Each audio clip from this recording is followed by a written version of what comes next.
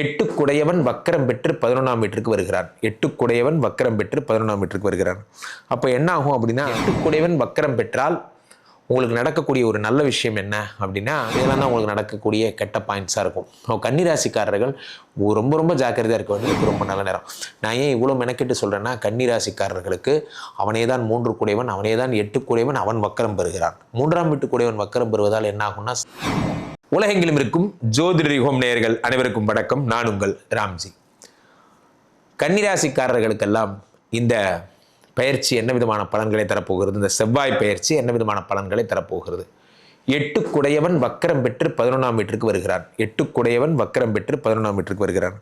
அப்போ என்ன ஆகும் அப்படின்னா, எட்டுக்குடையவன் வக்கரம் பெற்றால் உங்களுக்கு நடக்கக்கூடிய ஒரு நல்ல விஷயம் என்ன அப்படின்னா, எட்டுக்குடையவன் குட்டிச்சோராக்குவான்னு பேர். அவன் வக்கரம் பெறும் பொழுது என்ன நடக்கும்னா, நம்மளை விட்டு வறுமை, ப்ராப்ளம், கஷ்டம் போன்றவை சரியாகிவிடும். வறுமை, ப்ராப்ளம், கஷ்டம் போன்றவை சரியாகிவிடும். ஆண்டி அதரன் இந்த எட்டுக்குடையவன் என்பது என்ன அப்படின்னு பார்த்தீங்கன்னா, உங்களுடைய என்ன சொல்கிறது, உங்களுடைய உயிர், உங்களுடைய என்ன சொல்கிறது, பிராணம் அப்படி சொல்லலாம்.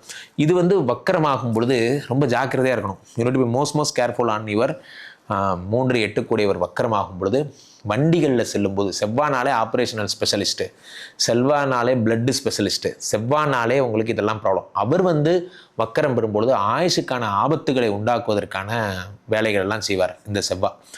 ஸோ ஆயுஷுக்கு ஆபத்து வரக்கூடிய எந்த விஷயத்தில் நீங்கள் ஈடுபடக்கூடாது. முதல் விஷயம், வண்டியில் இந்த டைவிங் பண்ணுறது. ஒரு தடவை இந்த போயிருந்தபோது, மலேசியா போயிருந்தபோது, பெனாங் நாட்டு மாகாணத்துக்கு சென்றிருந்தபோது, இந்த பாம்பு இருக்கும் பாருங்க, இந்த மலைப்பாம்பு, அந்த பாம்பு எடுத்து என் கழுத்தில் போட்டு விட்டாங்க. அந்த பாம்பு அப்படி சுற்றி இப்படி பார்க்குது சார். அந்த பாம்பு அப்படி பார்க்குது. எனக்கு அதை பார்த்து என்ன சொல்கிறதுனே தெரில. யோ இந்த பாம்பு எடுத்துறியா, பயமாரியா? இதான் வீர விளையாட்டு. இந்த வீர விளையாட்டுக்கெல்லாம் பண்ணக்கூடாது. அப்படியே இருதயம் நின்று போயிடும். நிறைய பேர் இந்த கைத்தை கட்டிட்டு இந்த கிணத்துல குதிக்கிறது, சில பேர் பார்த்தோன்னா பாலத்து மேலேருந்து குதிப்பாங்க. அந்த மாதிரி விஷயங்கள் அதெல்லாம் பண்ணாதீங்க. அதெல்லாம் பண்ணிங்கன்னா உங்களுக்கு கன்னிராசிக்காரர்களுக்கு உயிருக்கு ஆபத்தான நேரம். வண்டியில் கையை விட்டு ஓட்டுறது, நம்ம என்ன சின்ன பசங்களை அதெல்லாம் பண்ணுறதுக்கு மெச்சூர்டாக இருக்கணும். ஃபேமிலி மேன் ஆகிட்டீங்க, நீங்கள் உங்கள் குடும்பத்தை பார்க்கணும். அதனால் என்றைக்குமே உங்கள் மனைவியை ரொம்ப நீங்கள் நேசிக்கிறதா இருந்தால், உங்களுடைய உடலையும் உங்கள் உயிரையும் நீங்கள் ரொம்ப நேசிக்கிறோம். நீங்கள் நல்லா இருந்து நீங்கள் உயிரோடு இருந்தால் தான் அந்த குடும்பத்தை பார்த்துக்க முடியும். அதை நீங்கள் முதல்ல புரிஞ்சுக்கோங்க.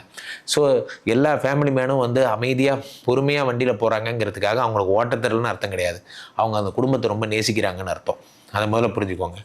பெரிய பெரிய சண்டைகள் வருது, புரட்சி சண்டைகள்லாம் வருது, அதில் ஏன் கலந்துக்க மாட்டேங்கிறாங்க அப்படின்னா, அவங்க கலந்துக்கிறதுக்கு தைரியம் இல்லாமல் ஒன்றும் கிடையாது. இதனால் தன்னுடைய பர்சனல் லைஃப் பாதிக்கப்படும் போது அவங்க பயப்படுறாங்க. அதான் உண்மை. இப்படி எல்லாத்தையும் எடுத்துக்கிட்டிங்கன்னா, அந்த பர்சனல் லைஃப் தான் ஒருத்தனை வாழ்க்கையவே மாற்றுது. ஸோ அந்த பர்சனல் லைஃப்.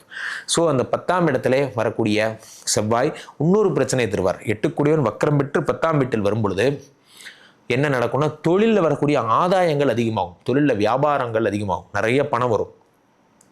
தொழிலால் கிடைக்கக்கூடிய நன்மைகள் எல்லாம் நிறைய ஏற்படும். ஆண்டி அதரன் 10ஆம் வீட்டில் எட்டுக்குடையவன் வருவது ஒரு தோஷம் என்பதால் வேலையில் ரொம்ப ஜாக்கிரதையாக இருக்கணும். வேலையில் ரொம்ப ஜாக்கிரதை. ஆனால் பிஸ்னஸ் பண்ணுறவங்களுக்கு ரொம்ப நல்லது. 10லே ஒரு பாவி இருந்தால் அரசனை போல் யோகம் உண்டும்பாங்க. அப்போ பாவி இருக்கும் பொழுது உங்களுக்கு ரொம்ப நல்ல விஷயங்கள் ஏற்படும். ஆனால் 10ஆம் வீட்டிலே செவ்வாய் இருந்தால் என்ன ஏற்படும் என்றால், படிக்கிறவங்களுக்கு கவர்மெண்ட் ஜாப்ஸ்க்கான வாய்ப்புகள் போன்றவை கிடைப்பதற்கு வாய்ப்புகள்.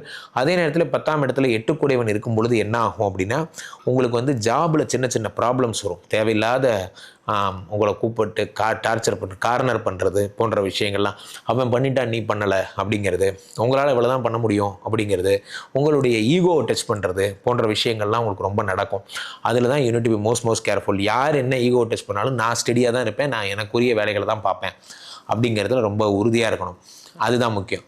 அதே மாதிரி இந்த சனி பகவான் இதை உங்களுக்கு இந்த செவ்வாய் பகவான் வேற என்ன பலன்கள்லாம் தருகிறாருன்னா, 4ஆம் பார்வையாக உடம்பையே பார்த்துடுறாரு. அப்போ உடம்புல அறுவை சிகிச்சை பண்ணுறதுக்காக சின்ன கட்டி இருந்ததுன்னா அதை கட் பண்ணி ஆப்ரேஷன் பண்ணுறதுக்கான சின்ன சின்ன ஆப்ரேஷன், சின்ன சின்ன சர்ஜரிஸ். இந்த இடத்துல ஒரு கட்டி இருந்தது, நான் போய் கட் பண்ணி எடுத்துட்டேன் அப்படிங்கிற மாதிரியான சின்ன சின்ன காயங்கள்லாம் உங்களுக்கு ஏற்படுவதற்கான வாய்ப்புகள் மிகவும் அதிகம். செவ்வாய் உடம்பை பார்க்குறார். அதே செவ்வாய் 7ஆம் பார்வையாக 4ஆம் இடத்தை பார்க்கிறார்.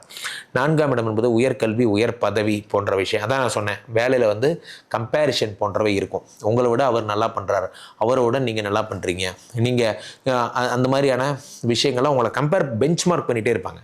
நீங்கள் ட்ரை பண்ணிகிட்டே இருக்கணும், அவர் மாதிரி வர்றதுக்கு நீங்கள் ட்ரை பண்ணணும், இவரை மாதிரி வர்றதுக்கு நீங்கள் ட்ரை பண்ணணும். இந்த உலகத்தில் ஒருத்தருடைய எமோஷனை, ஈகோவை டச் பண்ணணும்னா என்ன பண்ணிடலாம், கம்பேர் பண்ணால் போதும், அவங்க ஆட்டோமேட்டிக்காக அவங்க டென்ஷன் ஆகிடுவாங்க. அதான் இந்த உலகத்தில் இவங்க கண்டுபிடிச்சி வச்சுருக்கிற சீக்ரெட். ஆனால் ஒன்றா கம்பேர் பண்ணுறது. ஸோ அதெல்லாம் நடக்கும். அதே நேரத்தில் செவ்வாய் வந்து என்ன தருகிறார் என்றால் உங்களோட 5ஆம் இடத்தை பார்க்கிறார்.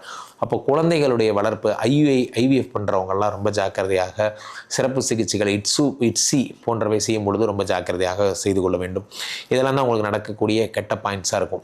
கன்னிராசிக்காரர்கள் ரொம்ப ரொம்ப ஜாக்கிரதையாக இருக்க வேண்டியது வண்டி ஓட்டுற விஷயங்கள். அப்போ அவிட்ட நட்சத்திரம் வரக்கூடிய ஒரு நாளில் அல்லது முருகப்பெருமானுடைய கோயிலுக்கு போய் அவருடைய வேலில் ஒரு எலுமிச்சம்பழத்தை குத்தி வெற்றிவேல் முருகனுக்கு அரோகரா, வெற்றிவேல் முருகனுக்கு அரோகரா சொல்லிக்கிட்டே இருக்கணும். அது எத்தனை தடவை சொல்கிறீங்களோ, முருகா முருகா முருகா முருகா சொல்ல சொல்ல சொல்ல சொல்ல உங்களுக்கு என்ன ஆகும்னா ஆக்சிடென்டல் ப்ராப்ளம் என்பது ரொம்ப வெகுவாக குறைஞ்சிரும். ஆக்சிடெண்ட்டை குறைச்சிட்டே இருப்பீங்க.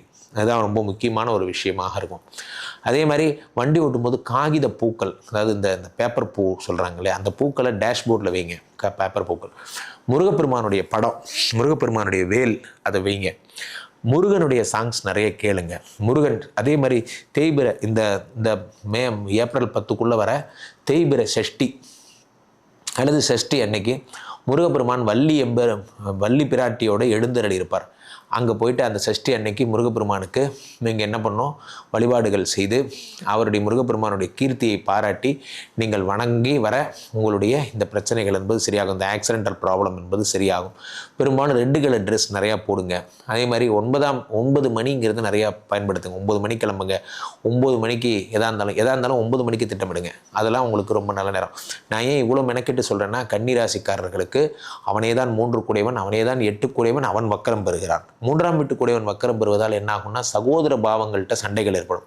செவ்வாய்னாலே சகோதர பாவம் தான். தேவையில்லாமல் உங்கள் அண்ணா தம்பிக்குள்ள சண்டை, பிரச்சனை போன்றவை ஏற்படும். நீங்கள் ஒன்று சொல்லுவீங்க, உங்கள் அண்ணா ஒன்று சொல்லுவார், எனக்கு மரியாதை இல்லையான்னு கேட்பார் போன்ற விஷயங்கள்லாம். அண்ணா உங்களை நான் ரொம்ப மதிக்கிறேன், உங்கள் மேலே உயிராக இருக்கேன், பட் ஆனால் ஒரே ஒரு விஷயம் புரிஞ்சுக்கோங்க, இந்த விஷயம் பண்ணுறது வந்து நம்ம குடும்பத்துக்கு செட் ஆகாது அப்படிங்கிறத அவருக்கு புரிய வைங்க. ஸோ இதை நீங்கள் பண்ணுறது எனக்கு பிடிக்கல, மற்றபடி உங்கள் கருத்தோடு நான் ஒன்றுபடுறேன், இந்த ஒரு பாயிண்ட் மட்டும் எனக்கு பிடிக்கல அப்படிங்கிறத உங்கள் அண்ணாவுக்கு தெளிவாக புரிய வைங்க. அதான் முக்கியமான விஷயம். ஸோ இந்த செவ்வாய் வக்கரம் என்பது இந்த பலன்கள் எல்லாம் உங்களுக்கு தரும். ஸோ முருகப்பெருமான நீங்கள் திருச்செந்தூர் சென்று வழிபடுவது இன்னும் சிறப்பு. திருச்செந்தூர் போயிட்டு அங்கே போயிட்டு செவ்வாய் ஹோரை, அதாவது செவ்வாய்க்கிழமை காலையில் 6 to 7 செவ்வாய் ஹோரையில் முருகப்பெருமானை வழிபட்டு பன்னீர் இலையில் நீங்கள் விபூதிகள் அணிந்து முருகப்பெருமானை வழிபட்டு வரலாம். அதே மாதிரி குன்றிருக்கும் இடமெல்லாம் குமரன் இருக்கும் இடம்பாங்க. ஸோ அந்த குன்றிருக்கும் இடங்கள் எங்கெங்கெல்லாம் வந்து முருகப்பெருமானுடைய வழிபாட்டு தலங்களோ அங்கெல்லாம் சென்று முருகப்பெருமானுக்கு வேல் நிறுவி, உங்களுக்கு காசு இருந்ததுன்னா வேல் வாங்கி கொடுத்தல் இன்னும் சிறப்பு. ஸோ கீழே போயிட்டு இந்த 2 நம்பரை கூப்பிடுங்க, சொந்த ஜாதகத்தை பார்த்து கொள்ளுங்கள். உலக புகழ் வாய்ந்த நமது ஸ்ரீமடத்தில் தினசரி நடக்கின்ற ஹோமங்களில் பங்கு கொள்ளுங்கள். வருகின்ற மார்ச் 29ஆம் தேதி நடக்கவிருக்கின்ற மகா சனீஸ்வர யாகத்தில் அனைவரும் பெருந்திரளாக வந்து கலந்து கொள்ள வேண்டும். மீண்டும் ஒரு நல்ல பதிவில் சந்திப்போம். நன்றி, வணக்கம். இங்கே ஸ்தாபிதம் செய்யப்படுகிறார் விஷ்ணுமாயா. அது தமிழ்நாட்டில் இங்கே போரூர் கார்டன் ஃபேஸ் உள்ள ஸ்ரீமடத்தில் மட்டும்தான் இருக்கிறது. வேற எங்கேயும் இவருக்கு ஆலயங்கள் கிடையாது. நம்மளுடைய வேலை இல்லை, குழந்தை இல்லை, நமக்குடைய எதிர்காலம் கேள்விக்குறியாக இருக்குது, கள்ளத்தொடர்பு, ஏமாற்றம், துரோகம் போன்ற பிரச்சனைகளுக்காக ஸ்பெசிஃபிக்காக பண்ணுற ஒரு ஹோமம். இந்த ஹோமம் 48 நாள் தினமும் பண்ணுறோம். இப்போ நீங்கள் புக் பண்ணுறீங்கன்னா இன்னிலேருந்து 48 நாள் இந்த ஹோமம் பண்ணி உங்களுக்கு அந்த பிரச்சனைகளை சேலஞ்சிங்காக சரி பண்ணி தரோம். ஸோ விஷ்ணுமாயா சாத்தனுடைய ஆலயத்திற்கு நீங்கள் வாருங்கள், இந்த ஸ்ரீமடத்திற்கு வாருங்கள், வந்து இந்த ஹோமத்தில் கலந்து கொள்ளுங்கள். இதை பற்றி தரவுகள் கீழே போயிட்டு இருக்க நம்பரை கேட்டு தெரிஞ்சு புக் பண்ணிக்கிட்டு இந்த ஹோமத்தில் நீங்களும் பங்கெடுக்கலாம்.